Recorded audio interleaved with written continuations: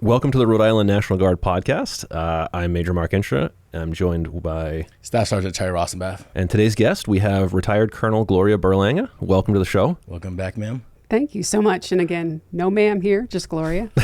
That's going to be really hard. Yeah, it's pretty tough.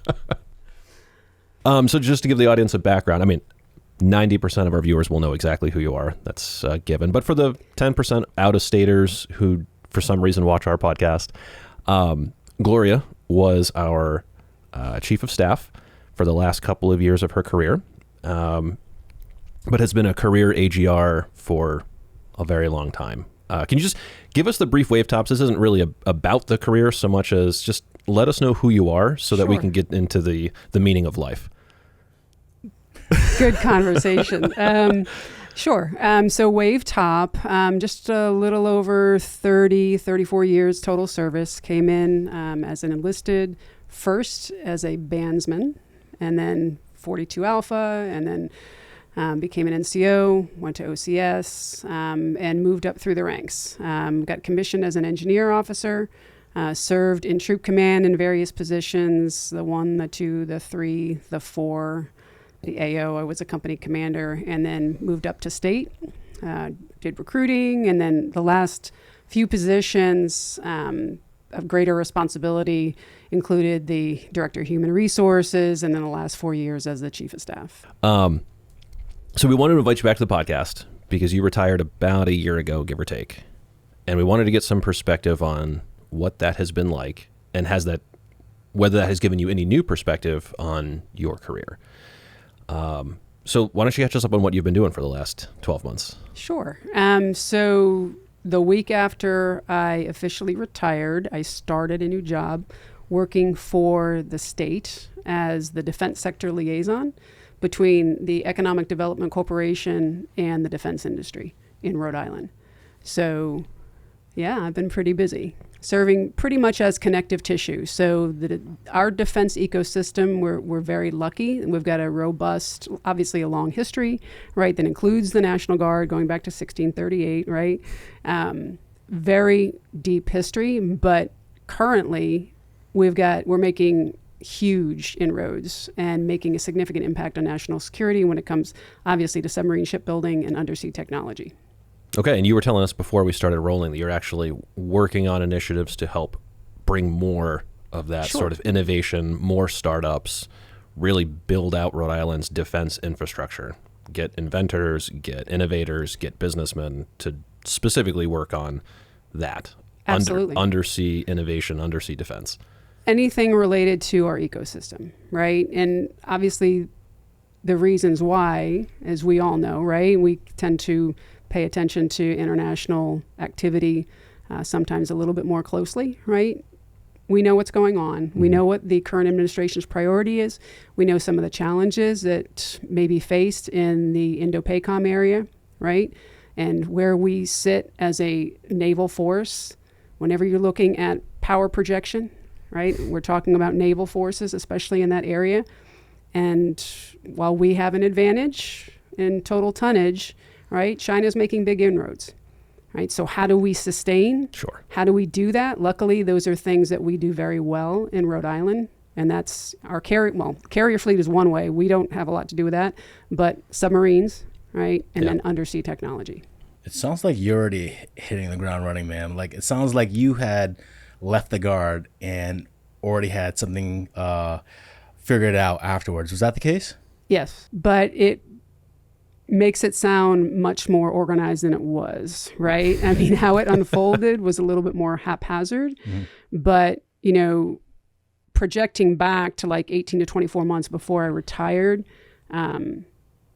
I started listening to some mentors who had retired before me and given some really good advice on things to do, prepare yourself, and make the connections, developing the network and the relationships that may help you as you get closer.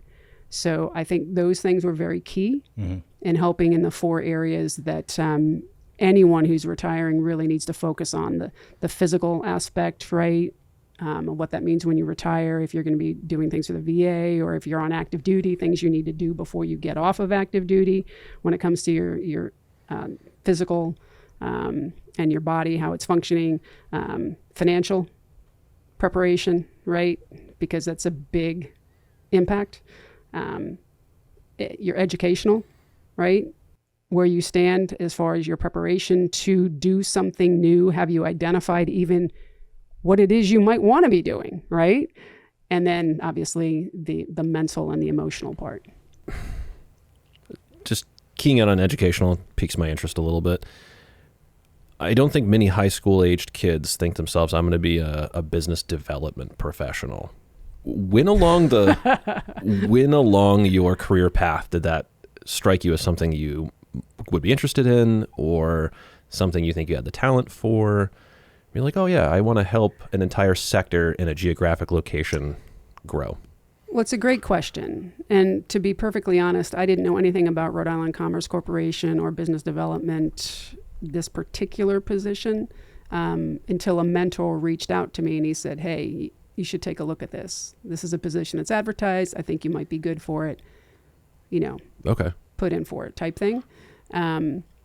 So going back, I think the connective tissue is always about service, right? Because I knew, obviously, once I got out, I'm not going to be able to wear the uniform. I'm not going to be able to serve in that capacity again, deploying forward, being actively part of the nation's defense. But how could I continue to support the citizens of the state and nation, right?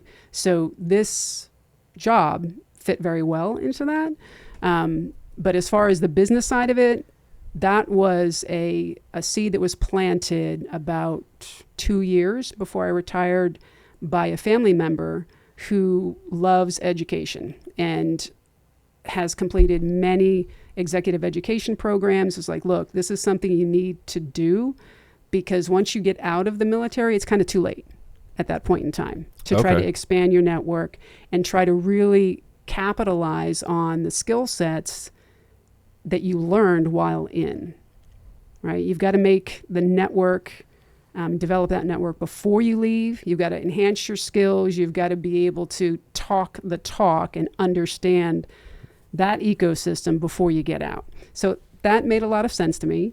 So based upon her recommendation, I did a program at Yale, which was amazing, totally opened my eyes, right, to the business world. It was a business leadership program for executives. And that kind of bit the bug, opened up a network for me. That led to another program at another university. And between the two of them, that really, I think, gave me a solid foundation on organizational leadership, on business development, those kind of things that helped me secure this position. It sounds like your current position is a little bit of a happenstance, a little bit of just making moves and progressing from there. Is that correct? Or you mean getting the job? Yes. So yes. So again, I didn't know about. It's not like I had targeted this position. Right. I was like, okay, these are the skills I need to develop. I'm going to do this school in order to get there. Right. Yeah. It was no. You were just being taking action, and then this led to this thing. This led to this thing. It makes you kind of like think of like a college student, where it's like they kind of have a goal, but they're kind of just making moves. Did it feel kind of like back early college days where you kind of had to pick a career or a major, and then kind of like, do some take some classes, and there was a little bit of that. I think that's a good analogy. Yeah.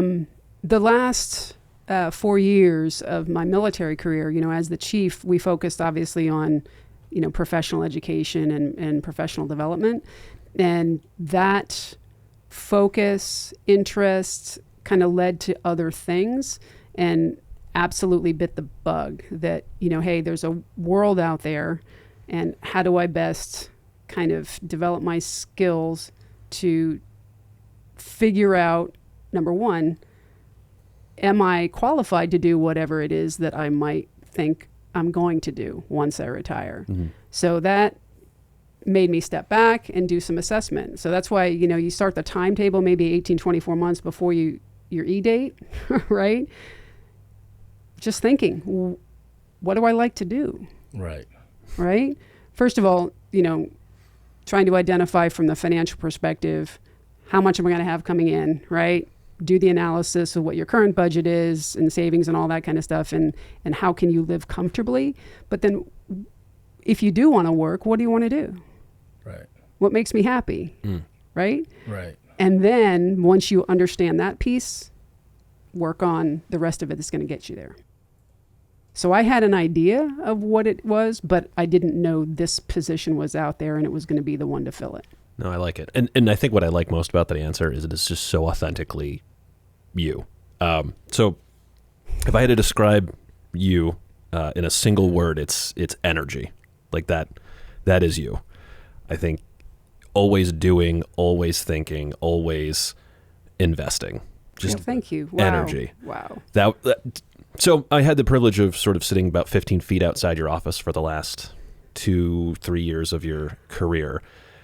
You're not going to tell them how many times I was swearing in my office, are you, Mark? I mean, we could have exercises of one sentence or one paragraph, but like the one word I would use to describe your tenure is energy.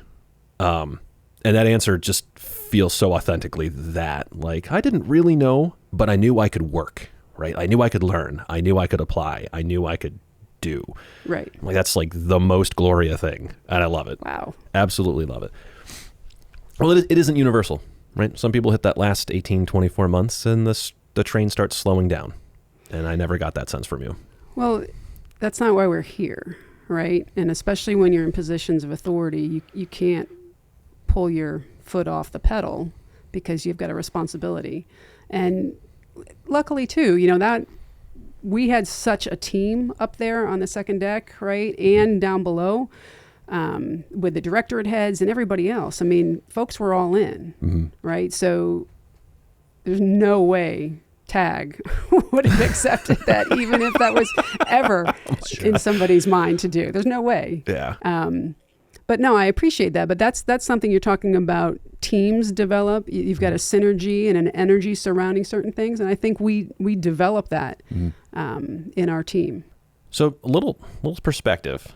Now that you've been out for about a year, give or take, has looking back felt any different?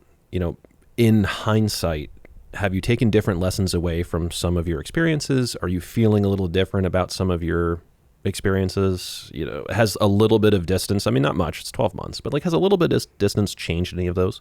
That is a great question. And as I read through what you sent me as kind of like a read ahead, I was like, wow, these are really insightful. And, I realized that I've thought through some of them, but I never taken time to really just stop and say, where am I now versus where was I then? So I have, and I think one thing that resonates with me is the fatigue factor. I'm so grateful that you said energy is what you took from that. But once I retired, I had no energy whatsoever. I felt like I had given everything. And so upon reflection, I wonder if maybe I should have, given just a little bit less, but that's not in my DNA. Because it comes at a toll, right? You pay a price for that, whether it's physically, whether it is time away from your family that you can't get back. There's always a price for being all in all of the time. Yeah. And I think physically I underestimated what that cost was. 100%, not to pull a Callahan, 100%, right?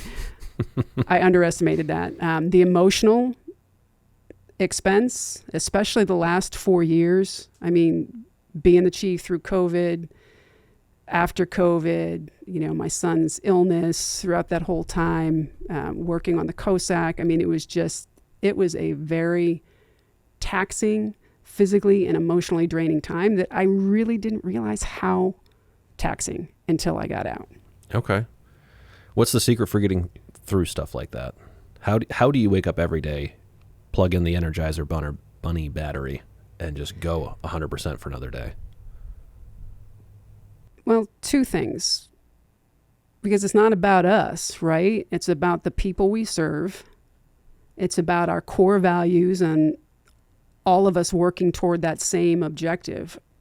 I mean, when you get to certain positions and at a certain point in your career, your responsibility is not to yourself, right? It's to those you serve. And if you can't get up and do that every morning, it's time to go, right? If you can't give 110%, 150% like the soldiers and airmen and their families deserve, TTG, as retired friends and I like to say, time to go. I like it.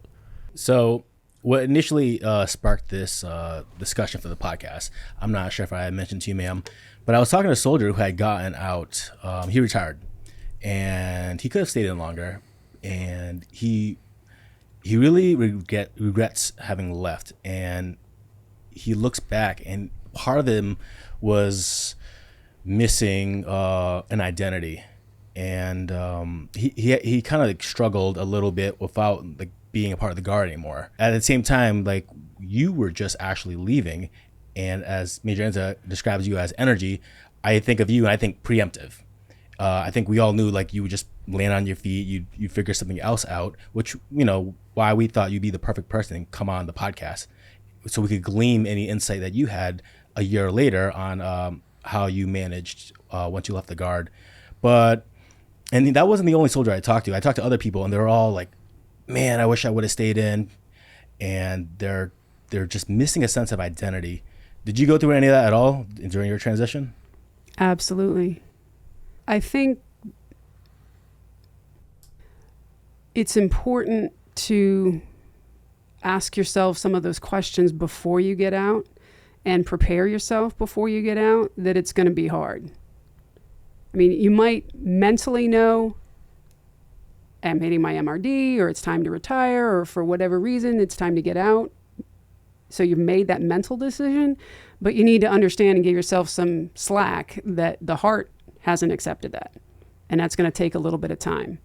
So one, having kind of that awareness, and then two, having people that you can reach out to as you're going through that, who understand and who have been through it before. Because I would have folks call me, you know, and be like, hey, just checking in, how's it going, you know, and they would relate when they retired, the difficulties that they had and just some challenges. And it's not huge, but sometimes it's the little things. I mean, we wear this 34 years, and in my case, right, never wore anything else every day to work, right? So the little things of literally going to buy clothing to wear to a job and not knowing what women are wearing in the workplace. What is the normal thing, right, that women are wearing? What, you mean you don't wear pajamas to work every day? Right. Like what? You know, and then the subtle things, like hearing the national anthem and not standing, right? Or being in an event where the national anthem is played and nobody gets up, and then you automatically jump up and you jump to attention, and you know, just things like that hit you when you least expect it. And then from my perspective, I was the last one in my family to serve. Between everybody, it's about 130 years total service between all of us.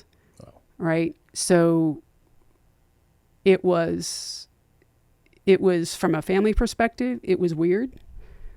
And my cousin was an Army E7. He was active duty. You know, he would call all the time. He's like, how you doing there, soldier? How you doing? You know, just to check in. So having those people who can check in on you, I think, is important.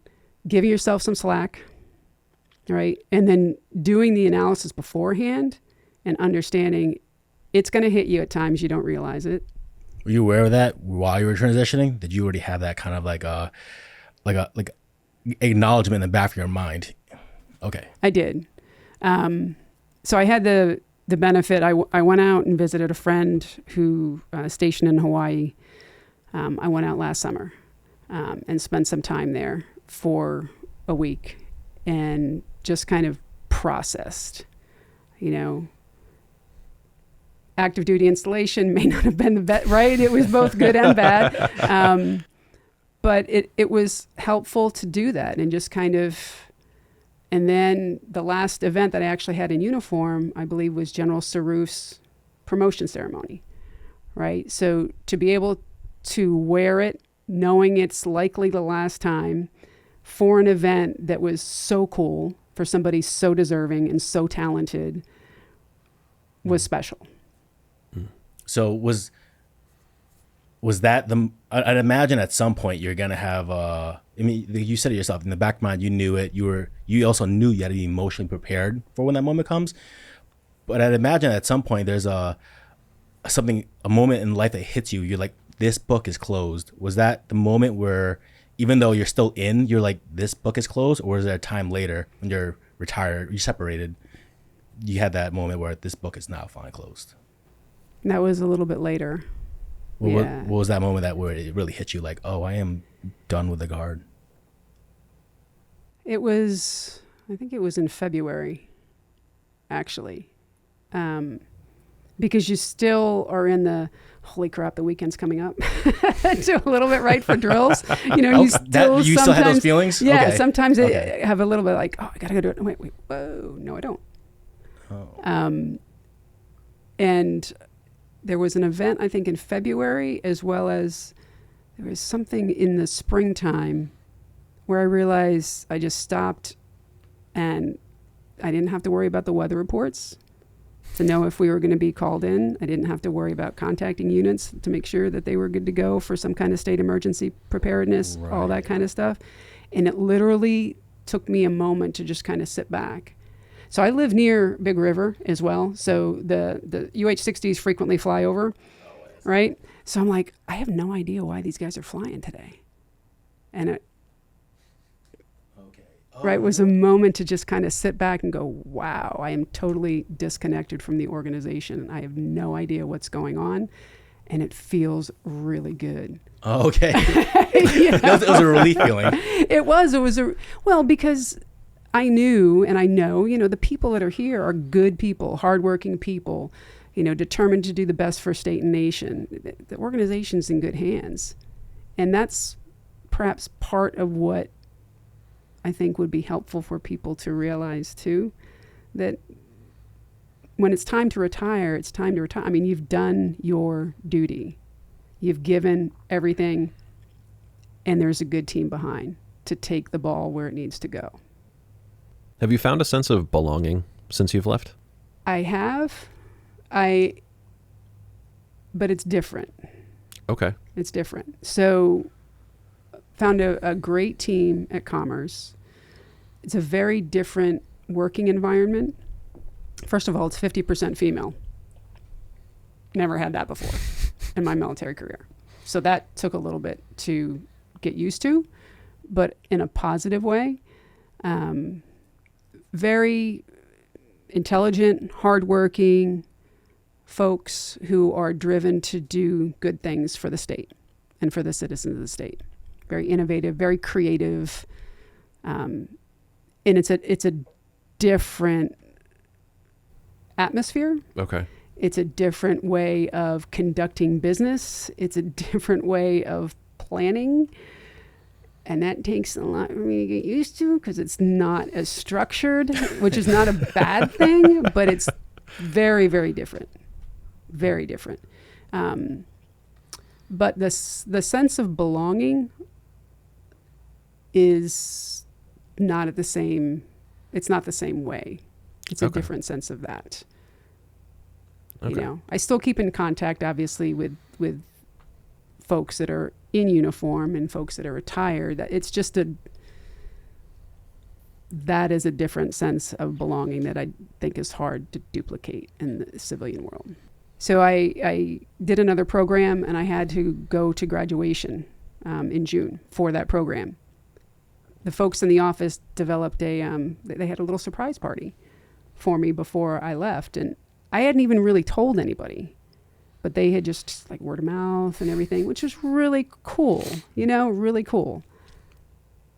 So it is definitely a support system. It's definitely a tribe, but it's not the same mission, right? It's not the same intent. So that has limiting factors, right? I mean, when you're in uniform and even afterward, we know collectively that we've got each other's six. No matter what, 24/7, 2 a.m. somewhere, you're in a situation, you need help, you call us, we'll be there, right?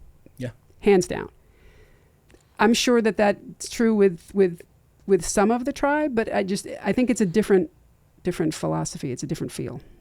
Does that make sense? No, absolutely. I mean, I just can't think of another organization, unless maybe you're a firefighter or a police officer. But I don't know. I can't speak on their behalf. I would imagine that's probably the closest thing, where it's like recently we had, I'm not obviously going to say anybody's name or try to give too much information away, but literally this past weekend, one of our soldiers had an issue, and the soldier was like, hey, listen, I need, all my stuff is outside of the house. I need it helped move now, like time ASAP. And everybody, we just stopped by the soldier's house, filled up our cars, and helped the person move. Yeah, because that's what you do. Right. I mean, caring for the soldier or their family doesn't stop, right, when the workday ends, right? And it really doesn't necessarily stop when they're no longer your person, your soldier in your unit. Right. Especially if you're deployed with them. 100%. Absolutely. Totally concur. So I've been toying with this, I've been toying with a thought. And philosophically, I haven't arrived at the station, but I can see the station in the distance. I know intellectually this is where I'm going to get to at some point. But I'm not sure there actually is a difference between purpose and belonging. That I think a sense of belonging and a sense of purpose are almost interchangeable. And if not interchangeable, then one is derived from the other in a way that is inextricable. And I'm wondering if someone who leaves and then struggles with a sense of belonging would find that if they found the sense of purpose first. And it sounds like you've plugged into something that you really believe in. You've used the word service like 4 or 5 times already. Giving back to the people of the United States and Rhode Island, you've used a couple of times. There's this sense of purpose. And I'm wondering if I'm heading in the wrong direction, if purpose and belonging are extricable from one another.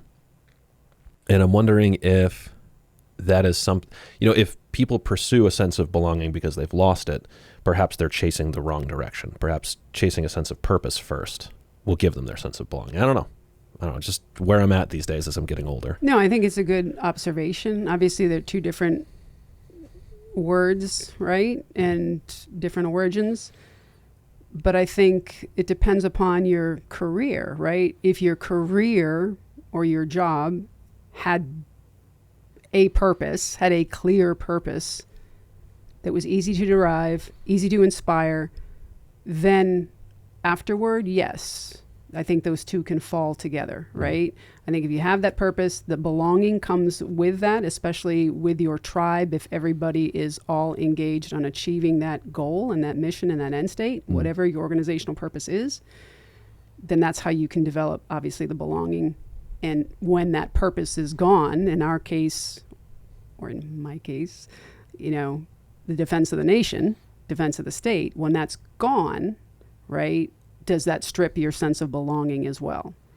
And I would posit to you that it could present a challenge, right? But if you find something else that does a similar thing, right, but still keep connected to those people who are in uniform or the people who have retired, because they're still out there doing the same thing. Yeah. They're still living by a value system, right, that values what our country has to offer, the values of the Army. And, you talk about individual values and organizational values, right, being in alignment. You got to have that afterward, right, to develop your sense of belonging. I like it. I like the system of value, or value system. Well, and that's where your challenge comes. It doesn't matter if you're in the military or if you're in the civilian world, right? Frequently, people can have their individual and organizational values will be in conflict, right? Because what they believe as an individual is not either followed or sustained or whatever at the organizational level, right? And so there'll be a conflict. Do you stay? Do you go? Do you be part of the change? Or do you go to a place where your value system aligns? And my number one goal when I got out was I'm going to a job where my values, my personal values, align with the organizational values. Bottom line. Okay. Which, can you say more about your values? I mean, it's pretty much loyalty, duty, respect, self-service. Right? Things that we know. Yeah, that's fair. But also, you know, one thing General Callahan used to talk about a lot was the LEM principle, right? When you're making decisions or you're thinking about things, is it legal, ethical, or moral, right? Okay. So the value system are loyalty, duty, respect, you know, selfless service, courage, all these things, as well as is it legal, ethical, or moral? That's kind of like the core of who I am. And those are the values that I still try to follow every day, because I'm still working for the citizens of the state and for the country, right? Yeah. I'm curious. So now that you're out of the Guard and you found a new tribe, and you founded values that you are aligned with within this organization, did you take skill sets from the Guard, your full-time duty, and apply it over to your new tribe? Kind of like, and did that actually help you? Was that intentional, and did that help you feel more fulfillment in your retirement? Yes, I did. One of the things I think that military members writ large undersell and undervalue in themselves are the skills they've developed throughout their career, right? Planning, strategic thinking, basic stuff that we do. It's foundational and it's fundamental to who we are. It doesn't matter if you're an E5 or you're an O5, right? These are things that we learn, and they cross-pollinate very, very well in the civilian realm, you know, because we are planning-driven, results-oriented, you know, mission-driven. You've got either troop leading procedures or you've got, you know, MDMP that's kind of driving your process thinking. So all of these things help. I think for me, I had to kind of wait and pull back because I didn't know what the atmospherics were and what were the organizational norms that they operated under, right? And then take my boss's lead. Very, very lucky to have a phenomenal boss, subject matter expert, not a micromanager, lets me do my job, gives me top cover. Phenomenal. It's probably forgotten more about business development, that kind of thing, than most people learn. So exceptional ability. So I've tried to learn from her and learn from others, and then apply the skills that are required for the situation, right? But part of what I really enjoy about this position too is I'm not supervising anyone anymore, right? And I don't want to make that sound necessarily like a bad thing, but I have the freedom to take a look at kind of where we stand, see gaps and seams, do a critical analysis, and say, okay, these are ways where we can enhance our ecosystem. These are some opportunities for us here. But there's no JAG calling me at 10 o'clock at night saying so-and-so got pulled over for DUI or so-and-so, you know, domestic or yada, yada, yada, or state emergencies or all that kind of stuff. So it's a lot more calm, right? Okay. It's more regular business hours. It's also hybrid. Okay. So you're working on the go. Just living the dream. Kind of nice. You know? But again, I don't think this opportunity would have been there had I not done certain things at least 18 to 24 months out. Yeah. So it's critically important to start at that point in time, develop the timeline, and, you know, really look at those 4 areas to see how you are preparing yourself for retirement. Do you ever miss mentoring young officers? Like, do you miss the giving back and like raising young professionals? Absolutely. And I'm trying to do similar things, right, at Commerce, you know, having a lot of conversations with folks about professional development and education and all that kind of stuff. But absolutely, I do. Because that's where you can truly make a difference. I mean, our daily jobs are important, obviously, to the organization and functioning and making sure everything's running right and state preparedness, national preparedness. Totally got it. Yeah. But as far as connecting, right, and planting the seeds for people to continue to be successful and to help the organization, that's where the money is. Yeah. I think that's probably what I'm going to miss the most when it's my time, is the helping facilitate and then watching young soldiers grow into their own. My own professional career is the inverse. I started out in the business world and got rescued by the Ring and pulled into the career program.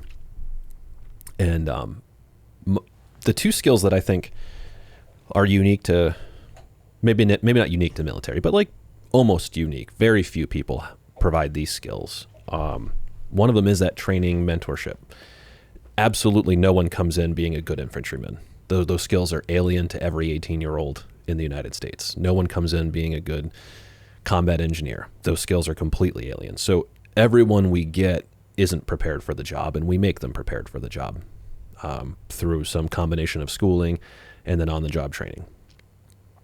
And when I worked out in the business world, it really wasn't like that. It was, we're looking for people who can already do the job day one. So building our own talent, growing our own talent is something I think we do exceptionally well. And the other thing I'm really drawn to is the colloquialism. I don't care for it, but the colloquialism is we all write that blank check to the United States up to and including our lives. I don't care for that euphemism, but there is certainly a shared knowledge that there is no limit on what the nation would ask of us. And it doesn't always include our life, but it certainly includes some very odd things, from administering hundreds of thousands of vaccines to the citizens of Rhode Island, to supporting safe, fair elections, to going to the South Pacific and teaching others how to use a radio. There is no limit to the things that can be asked of us. And that's something that we all share and just simply acknowledge as being normal.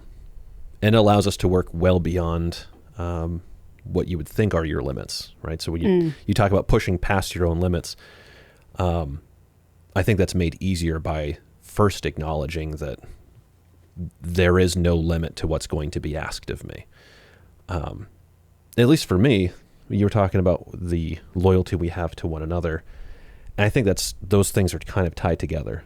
There's a shared bond between all of us, knowing that we share that completely blank check, that we share that completely no limit. And then what's asked of you might be different than what's asked of me.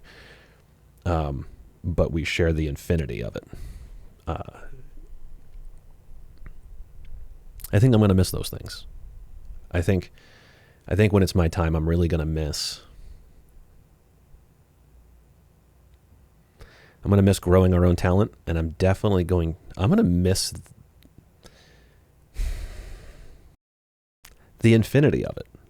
Like the negotiated set, these are my 40 hours and these are the scope of my tasks, and I'm simply going to walk away on Friday afternoon. Like, I think I'm going to miss not knowing what's going to be asked. Oh, I see what you're saying. I'm going to miss the willingness to do anything that's asked. I don't know. It's that willingness, however, is not going to disappear when you take the uniform off, right? That's still going to be there. Mm-hmm. And, we're all still part of, there's always callbacks and there's always a possibility, right? True. Depending upon the situation internationally, that potential always exists. That, rather than being an isolator, I think can be a galvanizer to develop a group, right? Whether it be people that have already retired, whether it's the folks that you've deployed with, right? Yeah. Or people that are still in, that's a differentiator. That's not something you can, just manifest on the civilian side to get people to understand what it's like.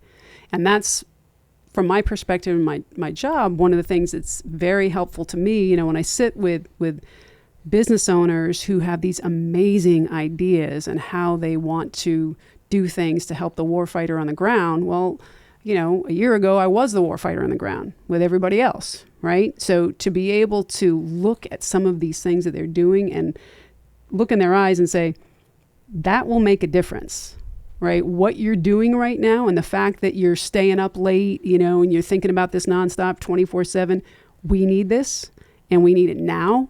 So keep going because this will have a positive impact. And that was comforting because for me to realize that, because at first I thought, you can always feel like you're an island out there on your own as a soldier, right? And that the rest of civilization doesn't know, in some cases, doesn't care to know, right? What you're doing, what you've done, and what you've given up. Mm-hmm. So it was very comforting for me to be exposed to this entire environment of business innovators who they're all in. They are all in to try to make our lives better, more efficient, and to improve lethality, right, on the battlefield in the domains, however 9, 10, or 11 that we have right now, right, in all the domains. They are absolutely 100% committed to that. So that cool. was very comforting to me, and I had an aha moment. A few places I sat, I was like, wow, like Newark was doing something, and they had a bunch of people come up and brief on different things, and I was just blown away. And there were about 250 people in the room, all business leaders, blue economy, ocean tech, and everything you can think of. And I was like, this is pretty cool. So what I tried to do, right, when talking with people that are putting on events like that, is to provide the so what factor, right? To link them up with professors from the War College or other locations, other SMEs who can come talk with them about why this stuff is important. So to motivate them at the 11th hour when they're like, do I really need to try another thing to change this prototype or whatever, that will keep them moving. Okay. You say cool, sorry, my mind just kept thinking sick. That's so great you're still out there, advocating on behalf, I mean, it is your role, but you're the perfect person for it. Well, thank you. This is a mentor who knew of the opportunity, and I'm just really grateful to be able to continue to kind of play a role. Like a couple of weeks ago, the Guard was very helpful in showcasing the Rhode Island defense ecosystem and showing kind of Homeland Defense, what we do every day. Because it's always an education. Folks outside the wire don't know, right? They see the Humvees, they see the LMTVs, they see the UH-60s. They're just like, okay, we know it's there, but we really don't understand what they do. I see an opportunity in my role to continue to link people, like you guys, up with civilian counterparts or things like that to continue the education process. Because, and I don't mean to be a negative or projecting negatively into the future about the potential for conflict, but there's no doubt there's been an increase in armed conflict globally, right, over the last couple of years, especially like last year, one study said it was a 37% increase in fatalities because of armed conflict just in 2024, right? Okay. And you look at some of the things going on in South China Sea, you look at some of the U.S. documents talking about 2027, all that kind of stuff. It's going to take a village to get us to where we need to be, right? There's no doubt it's going to take a village. And that's those in uniform as well as those on the civilian side. So I'm just trying to be the connective tissue. Okay. Putting on my PAO hat for a second, it makes me really excited for our next STEAM workshop. So I'm talking this into existence. So I'm not speaking with any authority, but I'm gonna get the ring here. Here's where I'm driving the ring. That STEAM event is transitioning to become not a recruiting event for the ring, but a recruiting event for Rhode Island, where we're going to bring in our 17, 18-year-old high school students and we're going to sell them on a life in Rhode Island. Go to a Rhode Island school, acquire the STEAM degree you need to get a job in Rhode Island. Keep that expertise, keep that professionalism, keep that dream here. We need to talk. Yeah, that's exactly what I was thinking. I'm listening to you talking, and I'm like, let's get some of your humans into our STEAM event. Oh my God, absolutely. Yes. And get that 16-year-old kid all jazzed up. Yeah, I've got the dream, I've got the skills, and I can make it happen here. I don't have to go to Silicon Valley. I don't have to go to New York City. I can keep it here. Absolutely, they do not have to. And I got to talk about this all day, so you guys just tell me how much time we have. But when you talk about, and the way that I was trying to explain to the media reps a couple weeks ago is, our ecosystem here is a little different than other places, right? And using the military levels of war to try to explain it to them, I'm like, so we've got Strategic, you got the Naval War College, you got Newark, you've got, General Dynamics Electric Boat, Raytheon, Textron, some of those bleeding into strategic and also in the operational, right? And then you've got a crap ton of, and that is a technical term, right? A crap ton of tactical level companies, some of them that bleed operational in Rhode Island. Look at Anduril, right?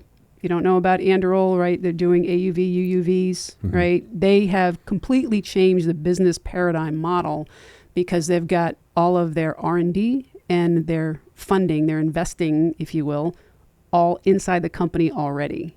So they're from idea to prototype to production is much more compacted, and it's almost a COT. So if you as a commander or you as an NCOIC can go in there and say, that is what I need right now to send to my team, you can buy it versus wait 2 years to go through the government contracting process in order to get the contract to build.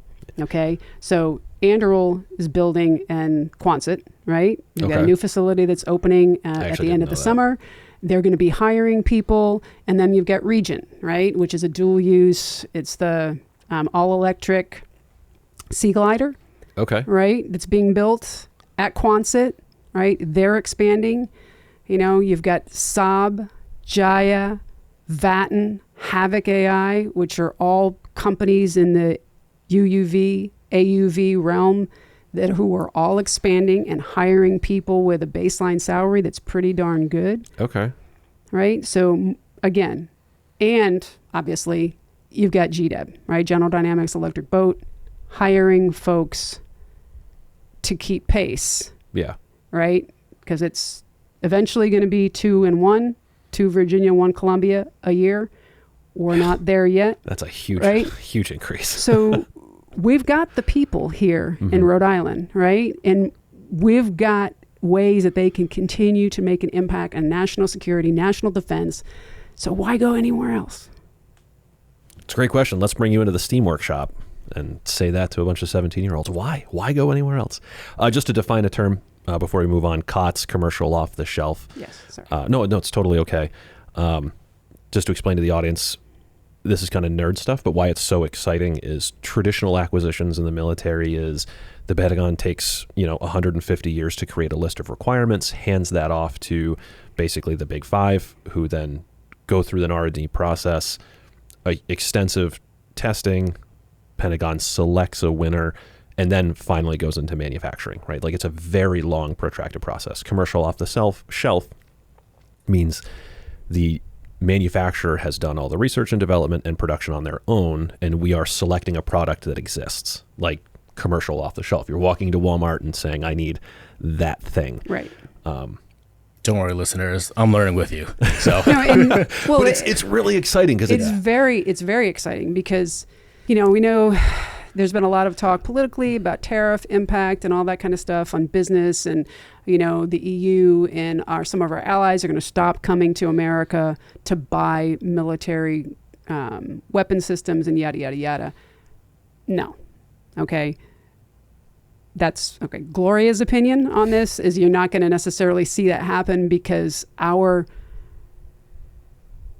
expertise and proficiency is at a level that you can't find anywhere else, right? And it always is going to come back to that commander or leader on the ground and what he or she needs to keep their people safe, right? So if you were in the UK or you were in Italy or France or Germany, you're still going to want that, no matter who makes it and no matter what's going on between governments, right?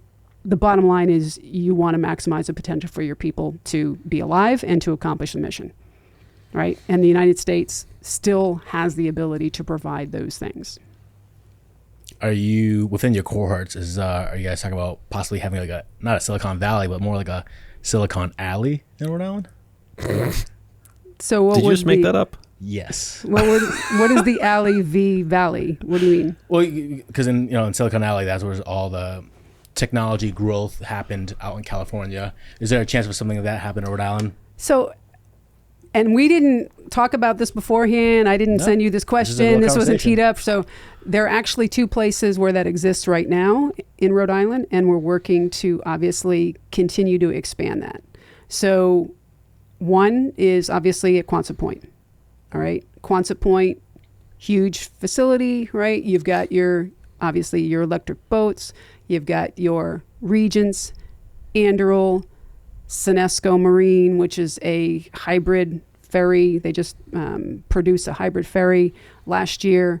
They operate right next to electric boat. You've also got NVTS with night vision technology systems, which is right there in Quonset Point. Really interesting energy and vibe going on at Quonset Point. All right, and then you go across the bay to Bristol, and you got Unity Park. So if you're not familiar with Unity Park, picture like an old factory complex that is maybe like 20 acres, maybe 15 to 20 acres. Okay. Right? Picture dilapidated buildings up to about 5 years ago, and then an investor in Bristol had the vision. He's like, you know what? This could be a thing. I can make a difference here. So made an investment and completely changed the landscape, refabbed, spared no expense, many buildings over there. So Unity Park now houses Saab, right? Which is, they're coming in on UUV and an AUV company. They've got Flux Marine, which is talking about doing electric marine products, right? They've got Blue Robotics. They have many companies there, startup, undersea tech, Focus, Vatten Systems is also there, right there in Unity Park. Okay. In addition to restaurants and a cigar bar and a... Can't have business without one of those. And a whiskey bar. They exist, but we need to continue to expand it, and we need to continue to support our existing businesses, right? Yeah, so exciting. we can continue to make positive impacts for national security and homeland I would defense. guess impending expansions of EB, right? Didn't Congress just pass like a huge naval infrastructure yes. spending bill? So that's got to trickle down here at some point, right? Like you're not going to hit 2 Virginias and 1 Columbia per year without massive investment into Correct. New London and Quonset. Correct. Right. But the key part of that is the workforce. Yeah. Right. So we need to be able to provide the workforce that they need in order to sustain. We need to also be able to have redundancy in the supply chain, so there's no like kind of breakdown in availability in parts, right? Because while some autonomous, robots, that kind of thing can assist with submarine building, one of the challenges there, right, is that everything is a little different. So it's always going to require that human touch. Yeah. Right? You're never going to have one of those made, I think, in my own opinion, this isn't an EB perspective, built completely by robots, because no piece of steel is the same. No cut necessarily is always going to be the same. And your precision is such a requirement there, because the opportunity for error is infinitesimal, right? When you're talking about securing a tight system underneath the water at those, levels of pressure. No, that makes sense. That's exciting stuff. Keeping Rhode Island. I'm a hardcore Rhode Islander. I never want to leave Rhode Island. But maybe we should circle back to the topic of the retirement. Yeah, I'm sorry. No, it was no. I found it very fascinating. Yeah. But just for like time constraint, and I like to codify things. I think you do a very good job of codifying things, ma'am. Where you said you knew. He keeps saying "man." He's like this tribe thing. It's really hard to Terry, let go, right? Gloria. There you go. But yeah, Major said that you're full of energy. I think of you as preemptive, and I love the fact, I don't know if you knew you codified it, but you knew that there was going to be emotional price to pay. So before your retirement, you were very cognizant of that. So you were aware there was an emotional side you had to pay or deal with. Maybe pay is the wrong term. But then after that, was that cognizant you essentially find another tribe? No, it wasn't. Would you list that, if you had to codify into a list, would you say? I would prioritize the giving yourself the room to adapt and adjust, because honestly, that my first week or so in the job, I mean, this is totally different, right? This position and the language and just the currency and everything is different from what I was doing before. So there was a moment or two when I was like, I really want to be doing this, Right. Do I really why am I doing this? Learning all over again, the first day of school type thing, having to, re-earn trust and re-establish yourself and all that kind of stuff, because it takes energy. It takes also political, emotional capital, right? All these kind of reputational capital, and that takes a commitment. So giving yourself the time to kind of adapt and have those moments and understand you're going to have them, I think is important. So are you saying give you time to be lost for a bit? Yeah. Okay. But have the connective tissue. Also, I would make a list of the people that you can reach back to who are retirees or who are still in, and say, if you're feeling a certain sort of way, or if you're just, this is kind of how I'm kind of taking things. It's weird, right? Not sure how things are going to be going, how I feel about this whole thing, because it took a good 9 months to a year for me not to watch the weather, not to, automatically think about state response, unit response, to get used to not drilling, all that kind of stuff. So does that answer your question? Yes. I guess the answer is really as whatever worked for you. And I guess there's no right or wrong answer. But I guess, I was trying to codify into a list, which was have a checkbox so that you have to be emotionally prepared at some point. Allow yourself to be lost and be okay with being lost. And then after that, you said a connective tissue. So is that in a way of somehow being involved with members of the ring, or somehow being involved with the ring? Because it seems like by happenstance, your current role brings you back to the military at some capacity.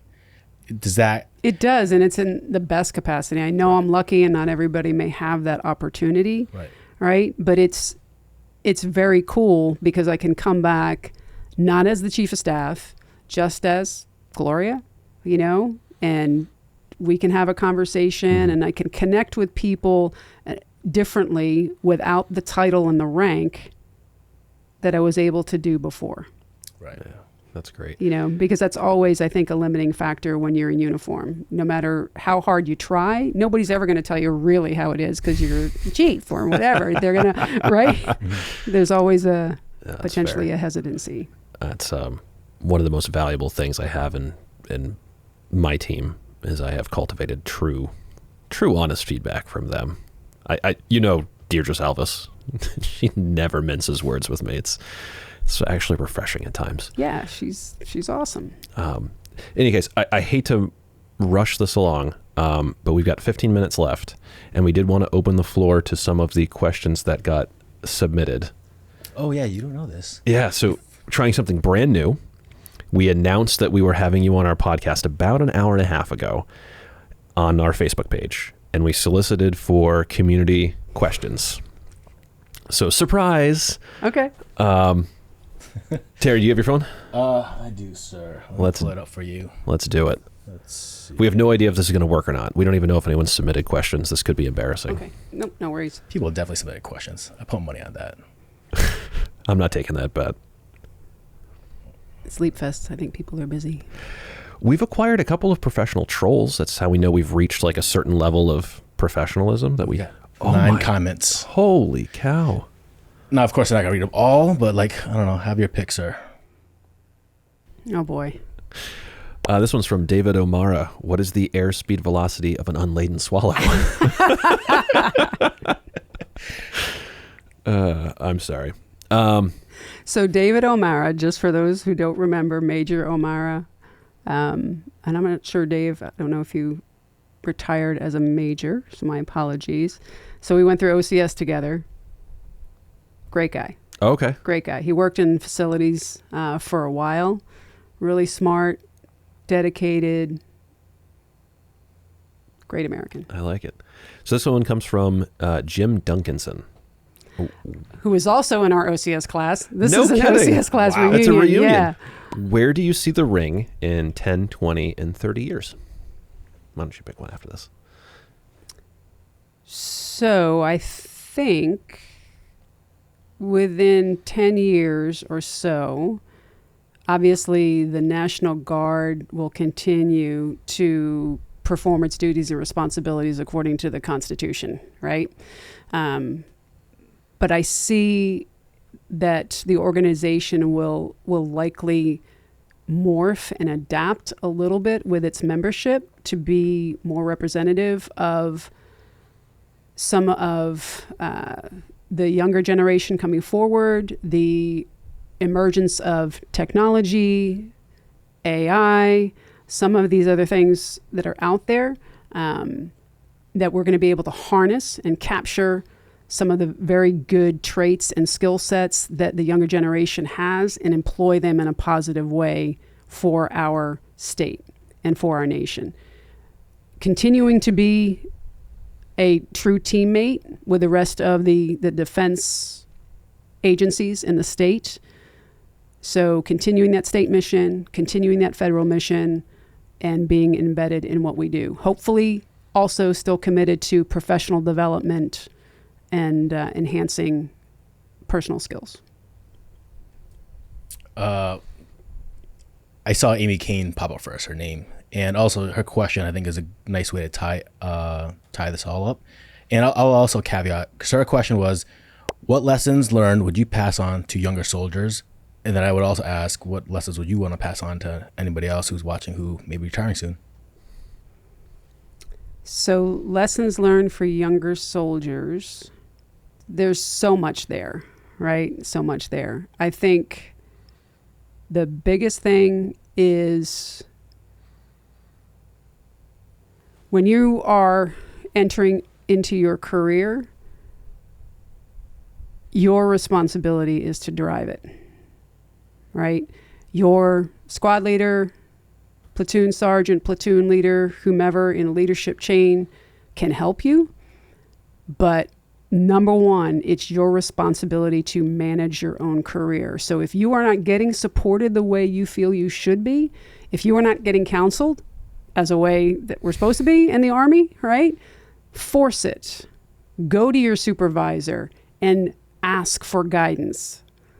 Continue to push the envelope. If there's a school you want that you feel that can make you more qualified at your job and that will help make the team better, then be proactive. Don't sit and wait to have anyone else manage your career. That's the number one thing I think would be important for people to learn. And then number two, it would be that as you get further in your career, to recognize and understand that giving 150% all the time does take its toll. So you need to consider that. Doesn't mean you have to change your level of involvement, but you need to understand that impact on you physically, emotionally, and your family, because adjusting after you're out obviously is too late. We need a time machine. Second Lieutenant Ince really needs to hear that. That first one really needs to hear that. That's well, really I think good we advice. all learned that, right? Yeah. I mean, we all learned that through personal experience. I don't know. I'm speaking for you. I don't mean to. No, Apologies. you're spot on, ma'am. Gloria. you have to go through it. You can't read it in a book. You can't hear it. You have to touch a stove and get burned. Yep. Yeah. For somebody retiring, what would you advise? So for somebody retiring, I really recommend, and it may sound too soon, but 24 months out and start looking at those 4 categories and the things you need to do to prepare yourself. From the physical side, if you are on active duty and there are things you have not addressed because the organization always comes first, start addressing them. If there's surgeries you need, if there are things like that you need that you don't have documented, get it documented, especially if you're going to look at some kind of VA compensation piece afterward. Physically, take care of yourself. And there's a physical as well as a mental component to that. So do what you need to do before you get out and get it in writing. So physically, financially, that starts way back, like when you're, first in to have a budget and understand all the financial pieces there, but do a deep dive on your finances to make sure you understand what it is you're going to make when you get out. If there's a delta, how you're going to cover that. If there's not a delta, is it enough for you to live on? All those kind of things. So really understanding the financial impact of retirement and what that means. Educationally, where do you stand? And are you competitive with your civilian peers? And if you're not, so even before that, to assess what you might want to do, think about what you might want to do and what are the degrees or certifications or whatever that you might need in order to achieve that goal, and then set milestones to achieve them. Post 9/11 GI Bill, one of the best things out there, some of the programs I did, they paid for everything. Okay, so the Yale program I did, post 9/11, paid for the entire thing. Nice. With the exception of lodging, right? Phenomenal opportunity that's available to us, so take it. So the last part, the mental and the emotional aspect of it, is to really start thinking about what it means and kind of role play. And we talked about this in ethical fitness way back when, right? So thinking about things before you actually encounter the situation. When I was visiting that friend in Hawaii last summer, I was literally, on the beach, on leave. And I'm like, how am I going to feel, that first time, what is that going to feel like not being able to wear the uniform? And there's a visceral response. And when you leave, if you're retiring after serving in positions of significant responsibility, you're leaving the health and welfare of the people you fought for so long to somebody else too, right? So how is that going to feel? Doesn't mean those individuals aren't 100% qualified. They likely are, right? But it's still an adjustment that you have to make, and you have to accept that's no longer your responsibility, right? So wargaming that, going through that prior to, so when it hits you, literally and figuratively, it's not the first time. Be proactive, both logistically and emotionally. Yeah. Nice. Yeah, that's good stuff.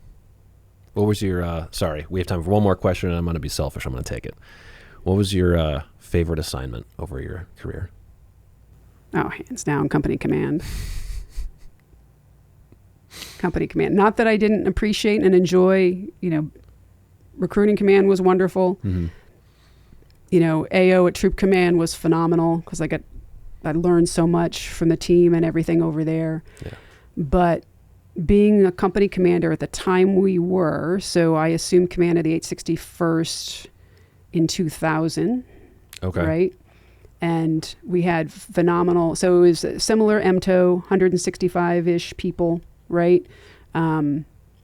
Great engineers, but tactically, not so much. Okay. Right? So I came in at the same time we had a new readiness NCO who had 82nd time, who was an infantryman, and we completely changed the training plan. right? We focused on troop leading procedures, tactics, and at the same time, Lieutenant Tuttle and Lieutenant Fay, because I didn't have engineer platoon leaders, came over and worked with us for a year. So for the next year, we focused on all of that. Yep. Luckily, I mean, we didn't know. Obviously, you don't have tea leaves, so you don't know that, 9/11 is going to happen. But luckily, we were able to do that. And I believe, our team's focus on that was part of the reason why the 861st was able to deploy as a combat engineer unit to Ramadi, and they didn't lose anybody. Yeah. That was 04, 05, or 05, 06. 861 was OIF 4 through 6, but it was 5, 6. No, it was 3 through 5. It was 3 through 5, but it was 4 to 5 year. Okay. I remember I was a platoon leader there, and my NCOs spoke very, very fondly of that deployment. Guys like Felix Marinelli. Great guy. The stories Phenomenal. that came out of that deployment are just wild. Maybe we'll have him on the podcast to share some of those stories. Sounds good. But it was the prep work, I think, beforehand, and having guys like Lenny Pimentel and Joe Loftus and, Bill Tuttle, John Fay. Imagine John Fay as a airborne infantry guy coming in, and he was like, "This is my pacing item," and he pointed to his boot. I'm like, "These are the pacing items," Just knife handing everyone. The dump truck, the dozer, right, is a pacing item. Yep. So watching him do TLPs and try to get people out, it was awesome, but wonderful in teaching those guys what they needed to know, and I think prepared them very well for combat.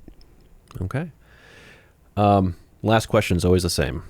What am I missing? What have we not asked that we need to talk about? I think you're asking the right questions.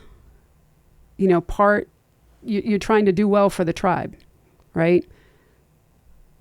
I think we've got pockets within the organization that do really well preparing people. Like Mr. Petrin is a wonderful resource, right? And there may be some others, but I think maybe holistically, raising awareness on just what it means and how difficult it is to retire might be a good thing for those people heading out the door. So I applaud you for kind of making that observation. I don't know if I answered all those questions. Maybe General Callahan is probably a good guy to answer some of these too as a recent retiree, but we'll give him a little more time to marinate before we bring him back.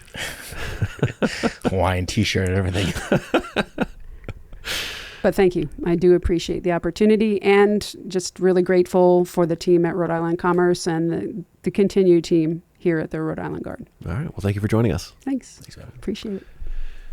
That was fun. That was fun. That was a good one.